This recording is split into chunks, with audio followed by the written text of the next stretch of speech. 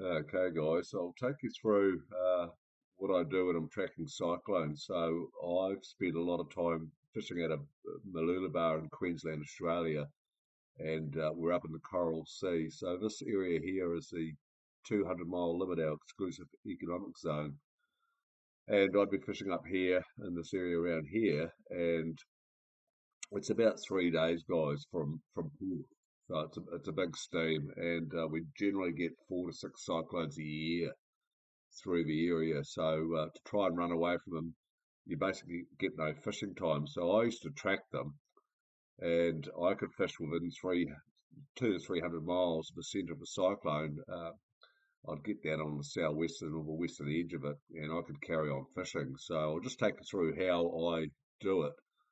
So with the forecast here, so we've got this one here that's coming in on the 15th of March 2026, and it actually looks like quite an intense one. You would actually run away from this one, but I'll show you what I do. So I'll just click play on it now and start playing on it. So what you'll do is about every day around about midnight, I'll mark the eye of it. About midday, sorry, I'll put an event on the eye of it, and as we roll down through the day, so you can see down here we're coming up to Tuesday. So I'll just mark it around about midday. I'll mark the centre of the eye. So we're coming up to midday now. So I'll put another mark in the eye of it. And you can see it's starting to gallop back towards Cairns, back towards the Australian coastline. So as we come into the 17th, 18th, sorry, Wednesday the 18th, around about midday, I'll event it again. And you basically remember this is forecasting, so this is the forecasted path of the cyclone. So as we come into the Thursday, I'll event it again. So you can see a clear path, it's heading back into the coast. So this is not looking good at all, actually. And you can see by the size of it, it's massive. I mean, that's 200-mile exclusive zone between us and New Caledonia up here.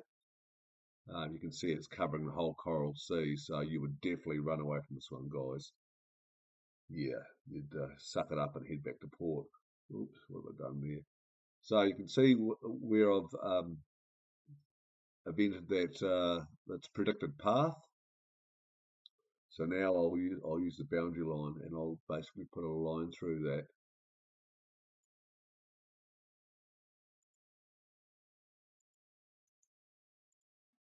So that's a predicted path. Now what I do, guys, is what I'm out there as the days roll on. If it starts to veer off that path, obviously I've got to change my position. So if it drops down, I'll come up a bit higher above it, and just keep out of the eye of it. So yeah, it's just a matter of dancing it around. But because we've got the time zero have given us a predicted path for the cyclone, um, as I say, I'll mark that route, the path that it's going to take, and then as the days roll through, I'll just keep an eye on it. And if it starts to veer sort of north or south of that, I'll adjust what I'm doing to suit. But as I say, this particular cyclone looks like it's going to be a pretty bad one.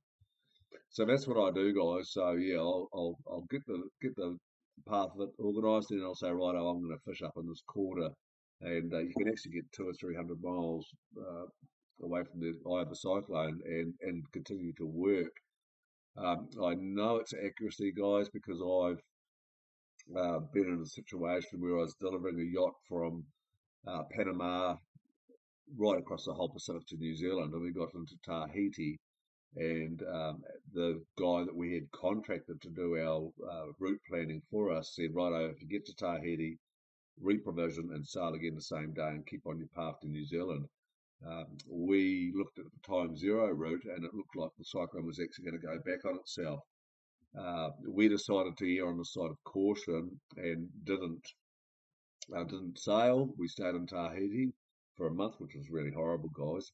But we stayed in Tahiti for a month. If we had sailed, that cyclone did alter its course. We would have died. It's that simple. We would have been right in the eye of a cyclone, and we would not have survived it. That cyclone was Cyclone Winston, and it rampaged around the South Pacific. I think it hit Fiji twice. I think it hit Fiji, carried on off, and then turned around and came back and hit Fiji again. So that Cyclone Winston, rampaged through the South Pacific for over a month. So we got stuck in Tahiti, which was pretty cool anyway. We went surfing and met some absolutely wonderful people there. But that sort of proved to me how good Time Zero was. And then over the last 6 years, I've been working up in the Coral Sea and the Timor Sea up above Australia, which is basically where a lot of the cyclones are born. And this is the technique I use, guys. I'll look at the predicted path of it, and then just keep an eye on it and say, right, I'm going to fish,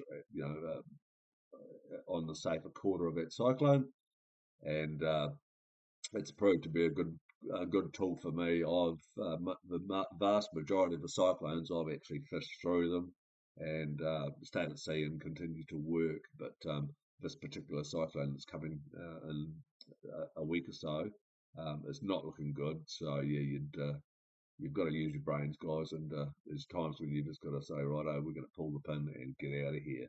So, and this particular cyclone looks like one of those. But yeah, so that's what I do, guys. Uh, look at the predicted path of it, track it using my events and mark its path, and then you can watch it if it does veer down or veer north of that path. You can adjust what you're doing to suit. So that's the technique that I use, guys, and it's worked for me very well.